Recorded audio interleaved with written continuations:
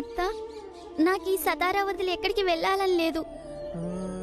ఇక్కడ మా అమ్మ జ్ఞాపకాలు ఎన్నో ఉన్నాయి. మా చిన్ననాటి జ్ఞాపకాలున్నాయి. మా అమ్మ తీర్చిదిద్దిన అందమైన ఇల్లిది. ఇప్పుడు మనం ఏదో ఒకటి చేసి ఇక్కడి నుంచి వెళ్ళటం ఆపలేమా అత్త?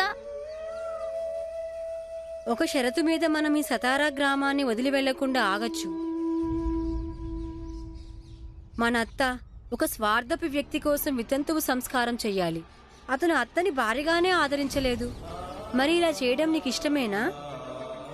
నువ్వు కోరుకుంటున్నావా? వాళ్ళందరూ బలవంతంగా వితంతువు సంప్రదాయాన్ని చేయాలనుకుంటున్నారు. దానికి అత్త ఒప్పుకోవాలని.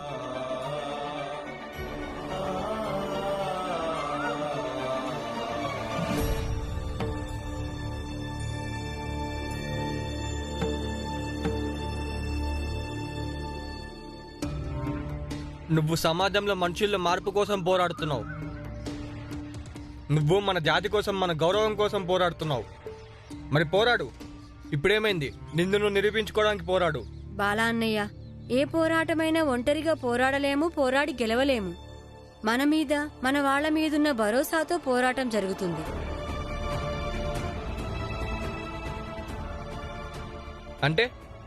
అంటే ఏముంది? ఈ పోరాటంలో నువ్వు వాళ్ళ పక్షాన నిలబడి మమ్మల్ని బలహీనపరిచావు. ఇప్పుడు మేము ఎవరి బలం మీద ఈ పోరాటం చెయ్యాలి? ఇక ఎప్పుడైతే సొంత వాళ్ళే వ్యతిరేకిస్తారో అప్పుడు పోరాటాన్ని ఎలా గెలుస్తాము?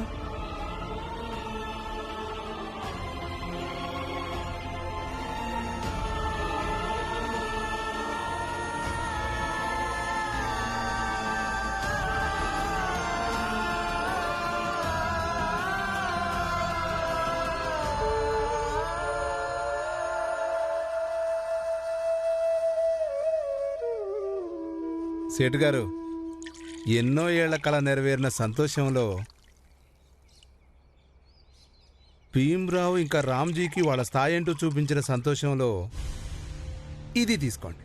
షర్బత్ తాగండి. నిజంగా ఇలాంటి సందర్భం మళ్ళీ మళ్ళీ రాదు. ఈ రోజు కోసం నేను ఎన్నో ఏళ్లుగా ఎదురు చూస్తూ ఉన్నాను. రామ్జీ వాడి కుటుంబం ఎప్పుడు మన సతారా వదిలి వెళ్ళిపోతారా అని. సేటు గారు, నిజం చెప్పనా? నాకు అసలు నమ్మబుద్దే కావడం లేదు. రేపు ఉదయం ఆ రామ్జీ వాడి కుటుంబంతో సహా సతారా వదిలేసి వెళ్ళిపోతారని నాకిదేదో కల్లా అనిపిస్తుంది సేటు గారు. మన కల ఎప్పటికీ నిజమైంది, గోపాల్ తెలివితేటల కారణంగా. అవును సేటు గారు, అది నిజమే. ఈ కల్ని నిజం చేసుకునే ప్రయత్నంలో మనం ఎన్నో ఏళ్లుగా తిప్పలు పడుతూనే ఉన్నాం. కానీ గోపాల్ కొద్ది రోజుల్లోనే చేసేశాడు. సేటు గారు, ఒక మాట చెప్పనా? ఈ భీమ్రావు రామ్జీల కారణంగా చిన్న జాతి వాళ్ళకి బాగా మనోబలం పెరిగిపోతుంది. ఒక్కసారి రామ్జీని భీమ్రావుని సతారా వదిలి వెళ్ళనివ్వు, అప్పుడు చూడు చిన్న జాతి వాళ్ల మనోబలాన్ని ఎలా దెబ్బ కొడతాను నేను.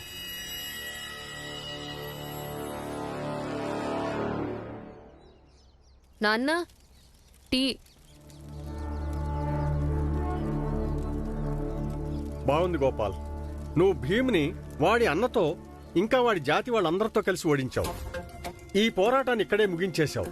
స్వామీజీ ఏ కార్యమైతే అప్పగించారో దాన్ని పూర్తి చేసి చూపించావు. నీకు అభినందనలు గోపాల్. రేపు ఉదయం రామ్జీ భీమ్ ఇక్కడి నుంచి వెళ్ళిపోతే ఇక మనం వచ్చిన పని పూర్తయిపోతుంది. తర్వాత మనం కూడా ఇక్కడి నుంచి వెళ్ళిపోవచ్చు. అదంతా సరే, కానీ ఈ పని సాధించటానికి మనమిద్దరం ఎంతో కష్టపడ్డాంగా.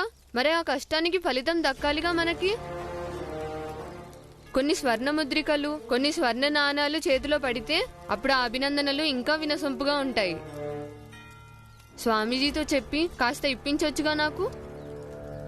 ఖచ్చితంగా ఇప్పిస్తాను. అసలు ధర్మకార్యం ధనం లేకుండా ఎలా పూర్తవుతుంది? నేను చెప్తానులే స్వామీజీకి. ఆ సేటు ఉన్నాడే, స్వామీజీకి నమ్మకస్తుడు, ఎంతో ధనవంతుడు. అతని భోషణంలో బోలెడు ధనం ఉంది. స్వామీజీ అతడి నుంచి నీ కష్టానికి తగినంత ధనం ఇప్పిస్తాడు. ఈ విషయంలో నీవు నిశ్చింతగా ఉండు గోపాల్.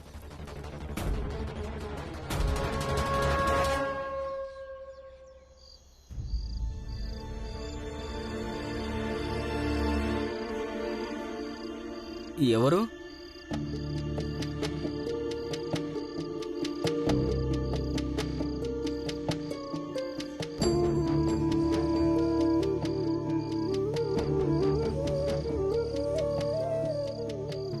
రామ్జీ, నువ్వా? కూర్చో పురంజన్.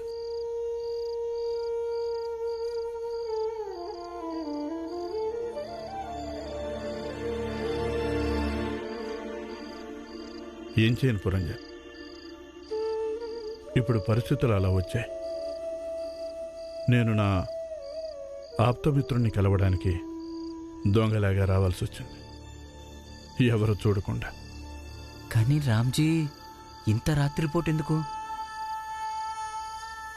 నీకు తెలుసుగా పురంజన్, రేపు ఉదయం నేను నా కుటుంబం మొత్తాన్ని తీసుకుని ఇక్కడి నుంచి వెళ్ళిపోతున్నాను. పగటి వెలుగులో నేను నిన్ను కలవలేను, ఎందుకంటే నువ్వు ఇప్పుడు మాకు ఎంతో దూరంగా వెళ్ళిపోయావుగా. ఏం పర్వాలేదులే, కానీ నువ్వు నాకు కష్టకాలంలో చాలా అండగా నిలిచావు. నా కష్టంలో, నా సంతోషంలో, అది చాలు. దానికోసం నీకు కృతజ్ఞతలు చెప్పడానికి వచ్చాను. రామ్జీ, ఇప్పుడు నువ్వు వెళ్ళటం తప్పనిసరి అంటావా? లేదు పురంజన్, ఇప్పుడు ఉండడం కష్టమే. ఎందుకంటే ఇప్పుడు ఏదీ ముందట్లాగా లేదు. నా సొంత కొడుకు నాకు వ్యతిరేకంగా నిలబడ్డాడు. నాకు అందరికంటే ఆత్మమిత్రుడు నాకు వ్యతిరేకంగా నిలబడ్డాడు. అవును పురంజన్, పరిస్థితి మారిపోయింది. ఏం మారలేదు రామ్జీ. ఎందుకంటే నాకు తెలిసిన రామ్జీ వేరు. అతను దృఢ సంకల్పుడు, వీరుడు, ఎంతో ధైర్యవంతుడు. ప్రపంచం మొత్తం అతనికి వ్యతిరేకంగా ఉన్నా అతను లెక్క చేయడు. అతనెప్పుడూ సత్యం పక్షాన్ని నిలబడి పోరాడతాడు. నీకు తెలుసుగా, నేను సత్యం పక్షాన్నే నిలబడ్డాను, సత్యానికి అండగా ఉన్నాను. కానీ నువ్వెందుకు సత్యానికి విరుద్ధంగా నిలబడ్డావు?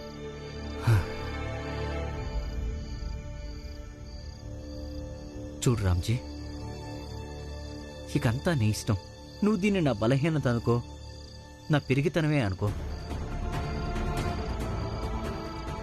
కానీ నేను నీకు ఒక విషయంలో మాటిస్తున్నాను రామ్జీ. నేను నీకు ఇలా రాత్రి వేళలో ఎంతైనా సహకరించగలను, కానీ పగటి వేళలో మాత్రం సహకరించలేను. అది నా నిస్సహాయత. 100 మందినైనా ఒంటరిగా ఎదుర్కొనే వీరుడు, పోరాట యోధుడు, ధైర్యానికి మారుపేరైన నా మిత్రుడు ఇప్పుడు భయపడిపోయాడు.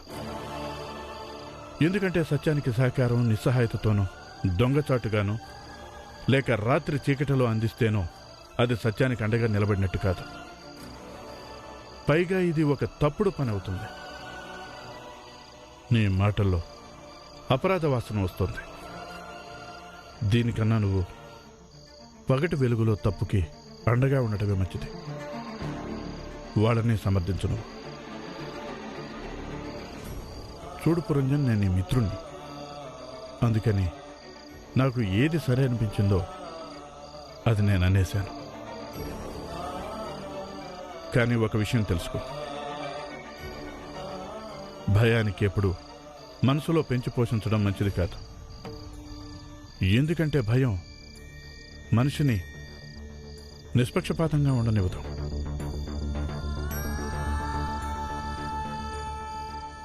ఈ సతారాలో నాకు నువ్వే ఏకైక మిత్రుడివి.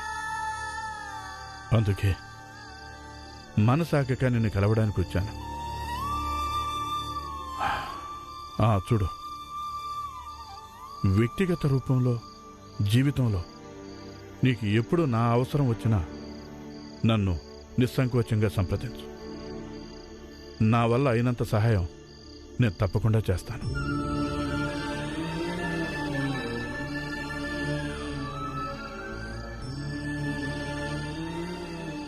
వెళ్తాను. నువ్వు జాగ్రత్తగా ఉంటా. ఒకవేళ పొరపాటున నేనేదైనా తప్పుగా మాట్లాడితే ఒక స్నేహితుడిని అనుకుని క్షమించు పురంజన్. అలా మాట్లాడతావేంటి రామ్జీ?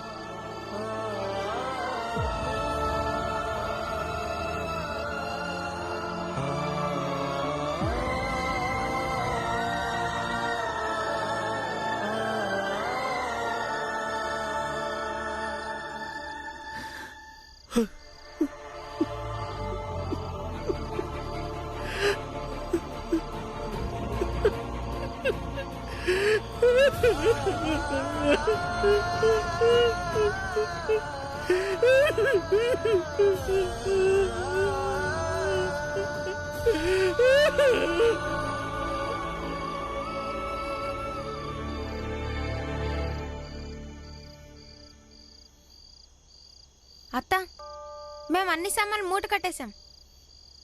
ఇంకా బాలన్నయ్య వస్తువులు మిగిలిన్నాయి. నాకు తెలిసి బాలన్న ఇప్పుడు మనతో పాటు రాడు. కానీ బాలన్నయ్య, నువ్వు మాకు చాలా జ్ఞాపకం వస్తావు. అవునా ఆనంద్, నేను మీ ఇద్దరికి విరోధిని అయి ఉండొచ్చు, కానీ నేను ఎప్పుడూ ఒక విషయంలో గర్వపడేవాడిని. మీరిద్దరూ పిరికి వాళ్ళు కాదని. కానీ రేపటి నుంచి నేను అలా ఆలోచించలేను. రేపటి నుంచి నా మనసులో ఒకే ఒక అభిప్రాయం ఉంటుంది, నా తమ్ముళ్ళిద్దరూ పిరికి వాళ్ళని.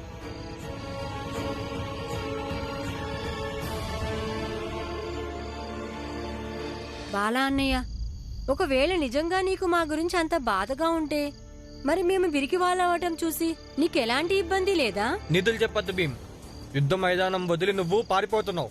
దీంట్లో నా తప్పేముంది? నన్ను చేయమంటావు? నువ్వు ఇది ఆలోచించాలిగా. ఇప్పుడు నీ తమ్ముళ్ళిద్దరూ ఎందుకు పిరికి వాళ్ళయ్యారో, ఎందుకు పోరాటం వదిలి పారిపోతున్నారో? వీరుడు అనే వాడికి ఎప్పటికీ ఒకరి సహాయం అనేది అవసరం ఉండదు. వీరుడు ఒంటరిగా ఉన్న వీరుడే అవుతాడు. ఒకవేళ ఇప్పుడు అత్త విషయంలో ఏదన్నా తప్పు జరుగుతుందని నీకు అనిపిస్తే కనుక ఇక్కడే ఉండి వాళ్లతో పోరాడు. ఎందుకు పారిపోతున్నావు? మీ అందరూ వాదన లాపండి. ఇప్పుడు నిర్ణయం అయిపోయింది. రేపు ఉదయం వెళ్తున్నామంటే వెళ్తున్నాం అంతే. రావాలనిపించిన వాళ్ళు వస్తారు, రావాలనిపించిన వాళ్ళు ఇక్కడే ఉంటారు. నేనిప్పుడు ఎవరిని మాతో రమ్మని ఎవరిని ఒత్తిడి చేయను, అలాగే ఎవరిని ఇక్కడ ఉండమని ఒత్తిడి చేయను. వెళ్ళండి, వెళ్ళి పడుకోండి.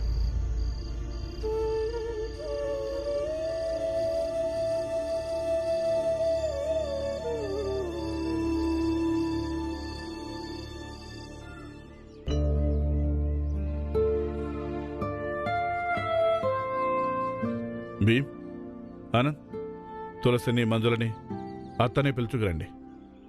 రామ్జీ,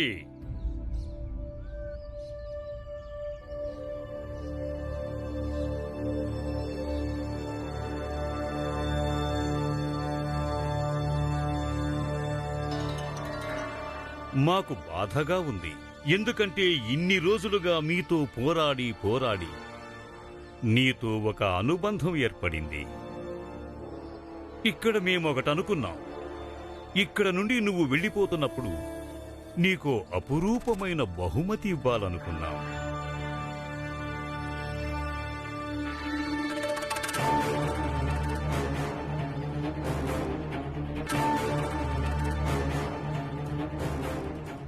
చూడు రామ్జీ, నీ బహుమతిని చూడు.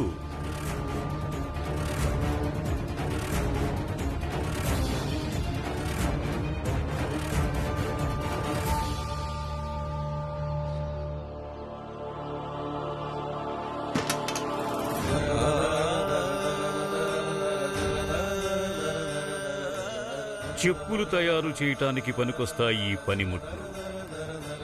రామ్జీ, నీకు ఇంతకు మించిన బహుమతి ఇంకోటి ఉండనే ఉండదు.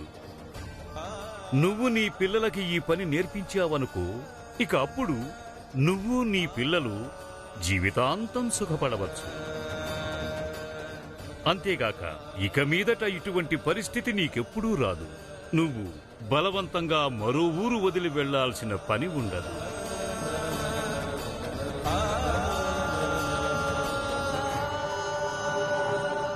చూస్తావేంటి రామ్జీ, స్వామీజీ ఎంతో ప్రేమగా నీ కోసం ఈ కానుక తీసుకొచ్చాడు. తీసుకో, రోజు కడుపు నింపుకోవడానికి బాగా పనికొస్తుంది. తీసుకో. నేను ఆర్మీలో ఉద్యోగం చేశాను, రిటైర్డ్ సుబేదార్ని. నాకు బ్రతుకు తెరువుకి ఈ వృత్తి అవసరం లేదు, నా పిల్లలకి అవసరం లేదు. కానీ ఇలా అనుకోవద్దు, నేను ఈ వృత్తిని అగౌరవపరిచానని. ఎందుకంటే నా అభిప్రాయం అన్ని వృత్తులు మంచివేనని. అన్ని పనులు మంచివే.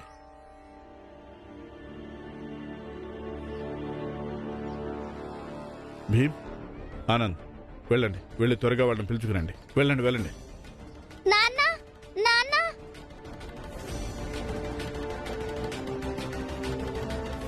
అత్త ఎక్కడికో వెళ్ళిపోయింది. ఎక్కడికి వెళ్ళింది? పొద్దుటి నుంచి కనిపించట్లేదు. అప్పుడు మేము అనుకున్నాము ఏటో బయటికి వెళ్ళుంటుందని, కానీ ఇప్పటిదాకా తిరిగి రాలేదు. అరే, వెళ్ళిపోయే సమయంలో ఎక్కడికి వెళ్ళి ఉంటుంది? అదిగో చూడండి, వస్తుంది.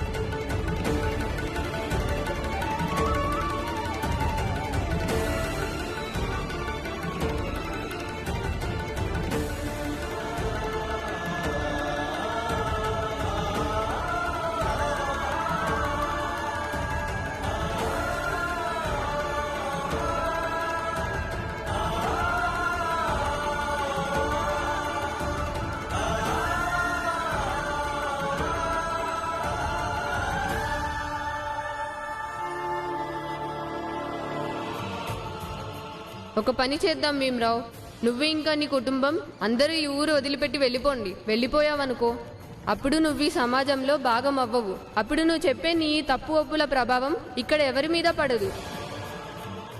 మేము ఈ సతారా వదిలి వెళ్ళిపోతాము. కనీసం అప్పుడైనా మా అత్త ఈ పని చేయాల్సిన అవసరం ఉండదు.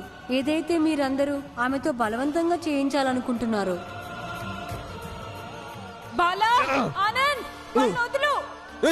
అన్నయ్య మీద చేస్తావరా నువ్వు? నాన్న సమస్యల నుంచి ఇలా ఎంతకాలం పోరాడుతుంటారు?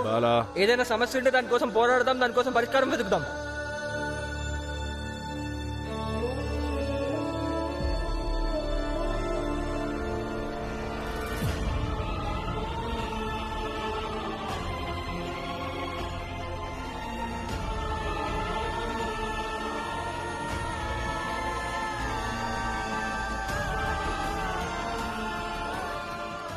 అత్త, నువ్వు ఇలా ఎందుకు చేశావు? అత్త, నువ్వు విధవరాల చీర ఎందుకు కట్టుకున్నావు? అరే, ఈమె వితంతు సంప్రదాయాన్ని పూర్తి చేసింది. ఆహా, అద్భుతం. గుర్తుండిపోయే పని చేశావు. కలకాలం గుర్తుండిపోతుంది భీమ్ మేనత్త తీసుకున్న నిర్ణయం. మనందరం భీమ్ మేనత్త తీసుకున్న ఈ నిర్ణయాన్ని గౌరవిద్దాము, స్వాగతిద్దాము. చప్పట్లు కొట్టి మనం ఈ విధవని అందరం అభినందిద్దాం.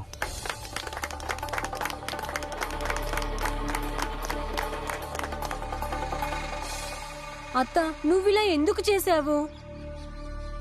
ఎందుకు చేసిందా? తప్పు ప్రశ్న. నువ్వు అడగాల్సింది ఏం చేసిందని. సోదరులారా, మా వదిన అన్ని తంతుల్ని చేసింది శాస్త్రోక్తంగా, ఒక విధవరాలు చేయాల్సినవన్నీ.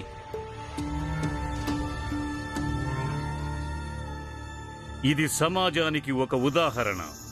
ఈ కుటుంబం మన ధార్మిక కర్మకాండాల్ని వ్యతిరేకిస్తూ వచ్చింది.